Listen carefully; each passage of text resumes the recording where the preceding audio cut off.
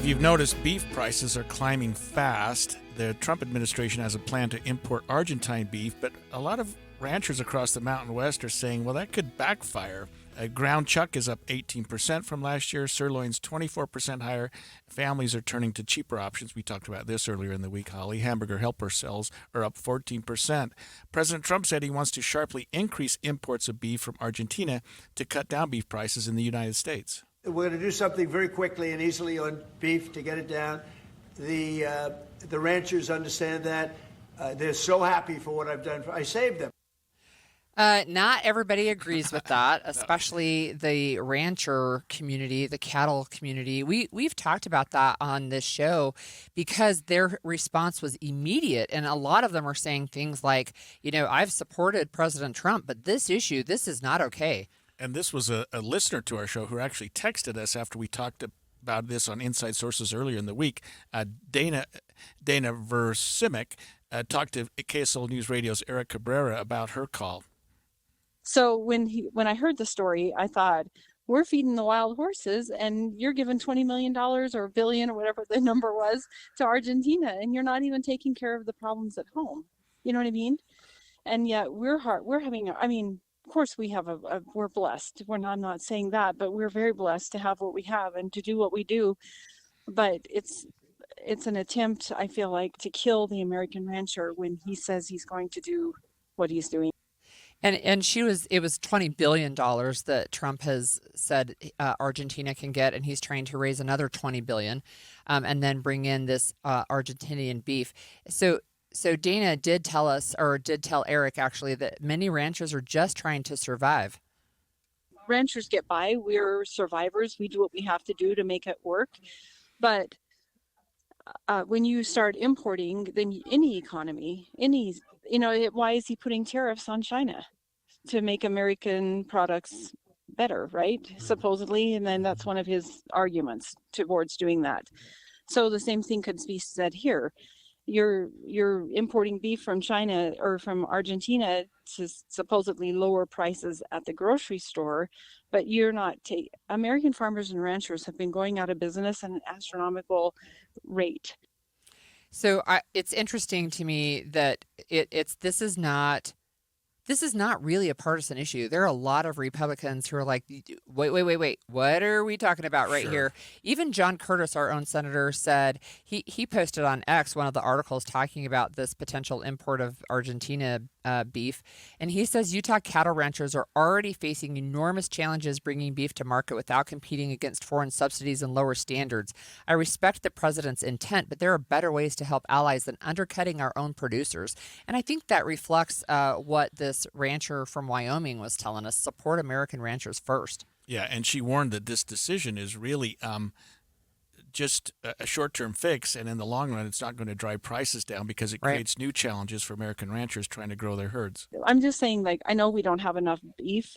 For the supply and demand is really out of whack right now, and that's been proven through Cattlenomics and a lot of economists who study markets, and particularly cow and agricultural markets, can prove that over and over again, that the supply and demand is out of whack. But it's really hard to build a herd when cow prices are up as high as they are right now. But at the same time, if they stay high, then somebody like me doesn't feel bad expanding because they'll pay for themselves. It's all relative.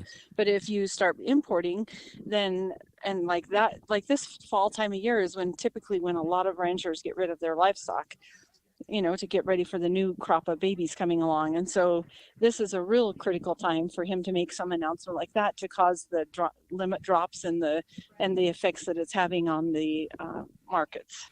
And you nailed it just a minute ago, Holly, when you said her message to the administration is, hey, support American ranchers first. Well, I guess if they're dishing out money to Argentina, why don't you dish some of that money out to American ranchers who want to expand to feed our own populations, to give some incentives and some for operations such as mine that can expand, and for other people who could get into the ranching. Ranching is a hard business to get into because of the cost of land and the startup costs. A tractor's $200,000 or more now. So I think seeing some incentives would be a huge bonus.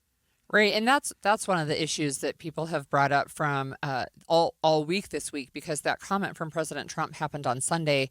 The response from the National Cattlemen's Beef Association was Monday. Look, I learned a new word from her, by the way, which was cattlenomics. I had never heard that before. So the Right. economics of cattle, I guess. But it's interesting because people are like, oh, well, that's just the lefty liberals. No, I'm telling you, these are people that are Republican. They've been supportive of President Trump. The National Cattlemen's Beef Association is pushing back on President Trump, saying it's misguided. This effort to manipulate markets only risks damaging the livelihoods of American cattlemen and women while doing little to impact the price consumers are paying. So it's just not, they're saying it's just not going to work. And they go further to say the National Cattlemen's Beef Association and its members cannot stand behind the president while he undercuts the future of family farmers and ranchers by importing Argentinian beef in an attempt to influence prices. Yeah, I'm not sure the administration appreciated the blowback backlash they were going to get from ranchers when they did this, because what they're thinking is short term, beef prices are high. We'll bring some in from another country, and we'll, quid pro quo. We'll do some good to that country. We'll help our country get our beef prices down.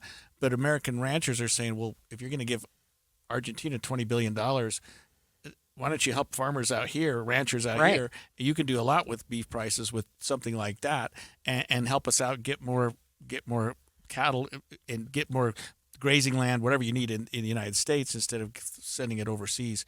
I can understand ranchers being upset, and we're just hearing the beginning of it, I think. Yeah, look, so I mentioned this is not a partisan thing. Senate Majority Leader John Thune, so he's, again, a President Trump supporter.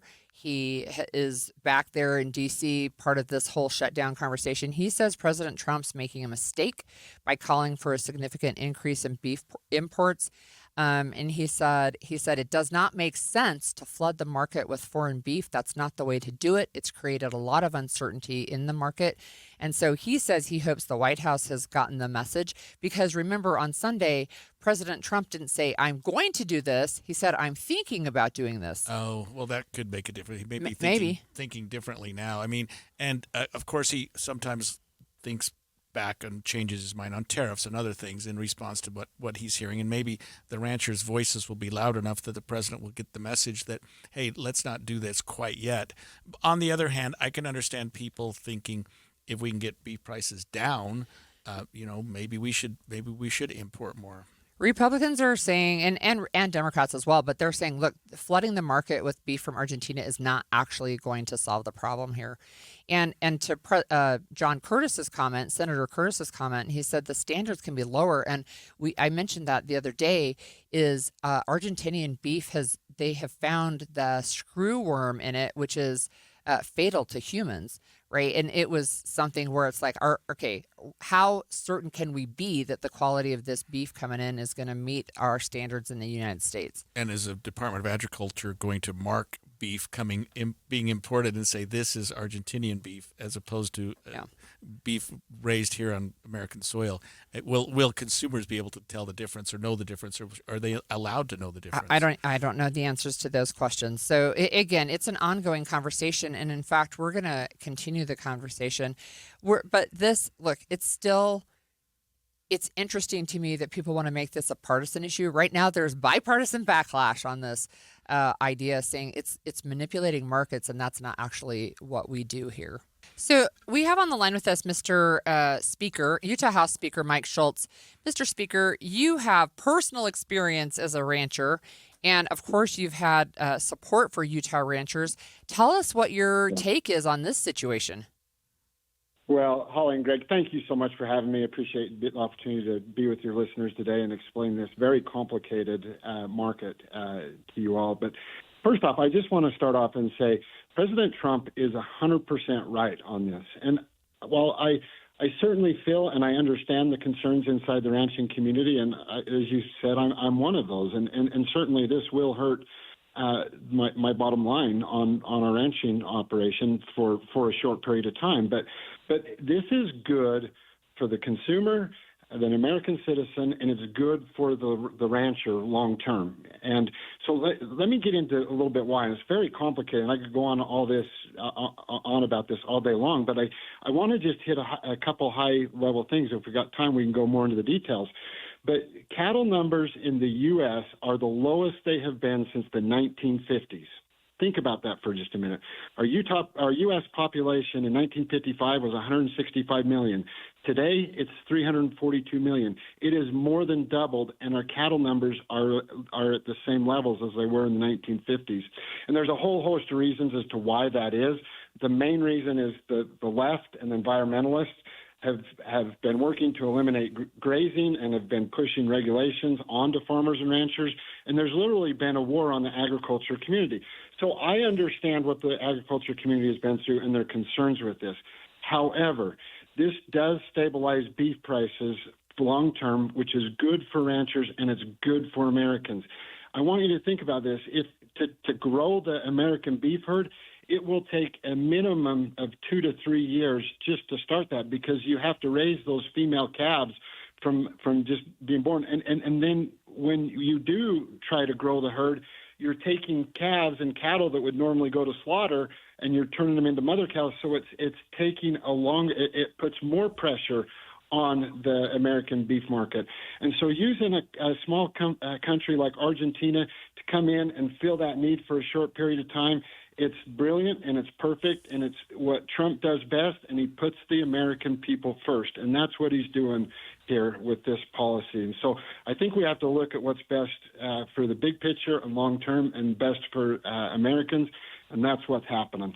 So this is a short-term fix, as I understand what you're saying here, Speaker Shultz. The long-term might include opening up more federal lands to grazing and allowing ranchers more access to some of the property that they're not allowed to get into now?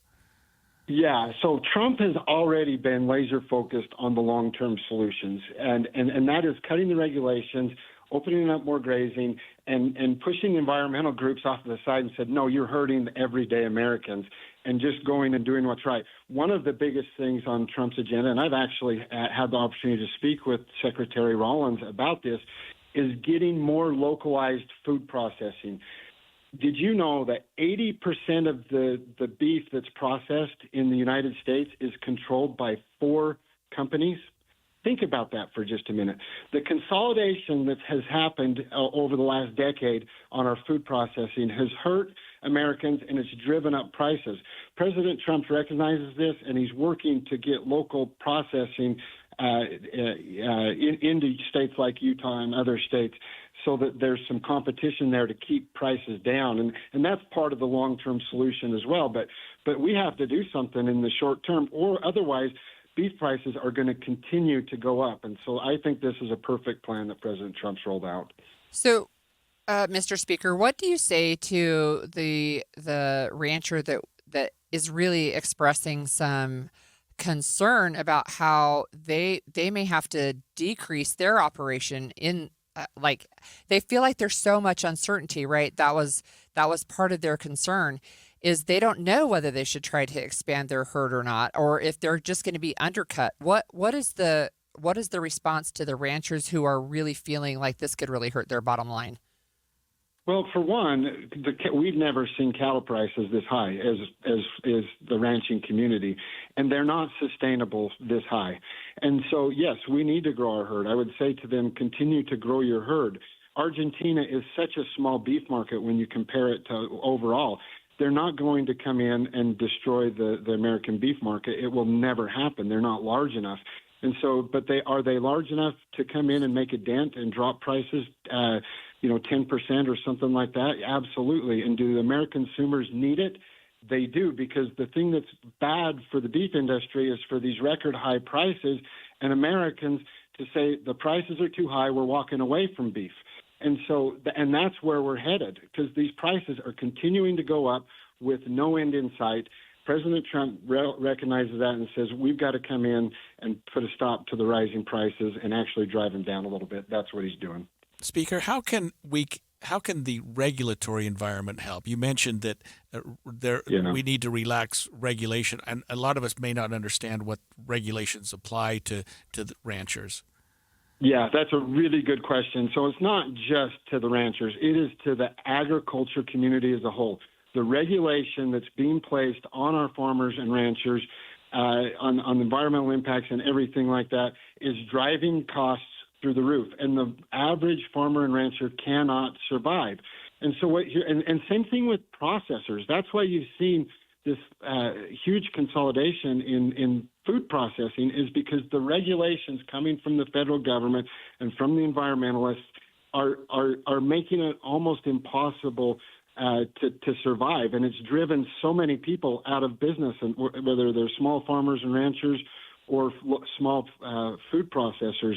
And so all the way from grazing to processing to the equipment that's being produced, the tractors and the new stuff that the regulations on the new equipment. A tractor today is more than double what it was 7 or 8 years ago for a tractor. I mean, to buy a tractor, a decent-sized tractor, you're $750,000 for some of these tractors. Wow. It's becoming impossible for these guys to compete. So President Trump recognizes, and he's working on that as well. That's really interesting. It's interesting to me that you have a stance that seems so different from a lot of Republican elected officials, but you also are one who has boots on the ground. So interesting. Let me ask you one quick question about SNAP benefits. So we know with the government shutdown, we don't know for sure when it's going to end, but we do know that if we hit November, SNAP benefits that impact 85,000 households in Utah will be gone. Is there anything that the Utah legislature can do to help alleviate what this may do to Utah families? No, there's nothing, and it's really sad. We need, I think, what do we need? 5 Democrats to come on board, and we can open the government back up again. And again, I think they're getting ready to vote for the 13th or 14th time on a continued resolution to just keep spending at its current levels. For Democrats to come in and say, hey, we have to continue we got to increase spending in order to get votes. It's wrong. I've really appreciated Senator Fetterman. He's the most popular person in America right now. I believe if you listen to him and what he's saying, we would be on the right track. If we just need 5 more of his colleagues to jump on board, we can open this up. But this program is $31 million a month. Wow. The state of Utah cannot afford that program, and so we need the federal government to do its thing and open back up. All day, we need 5 more Democrat senators to come over and vote yes, and we're open back up. That's it. All right. Thank you so much. We've been speaking with Utah House Speaker Mike Shultz.